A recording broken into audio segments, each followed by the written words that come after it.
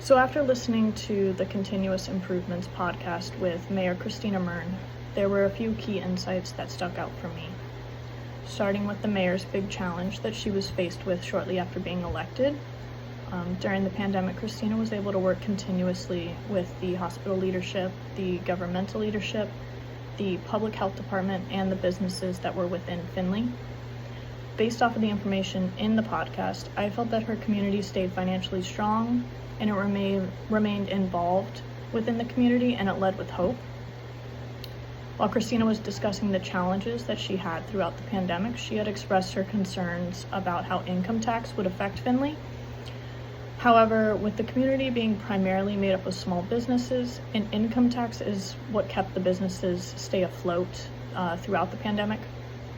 I would definitely agree with Christina's views on her local local income tax, because when we look at how it works within Findlay, we can see how the economy is thriving due to the competitiveness that was between the businesses. Finally, Christina spoke out about the housing affordability crisis and how it is impacting her town, Findlay.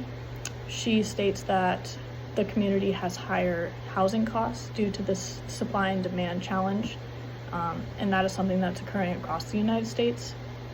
Her suggestion to fixing this issue was bundling, because it does not cost the taxpayers any money and it saves the developers money. I'm not super familiar with bundling, but I definitely suppose it's worth a shot in today's housing affordability crisis. And then my one budgeting theory that can be applied to a current event is incremental budgeting. This theory is based on the idea that a new budget can be created by adjusting the previous budget in a minor way.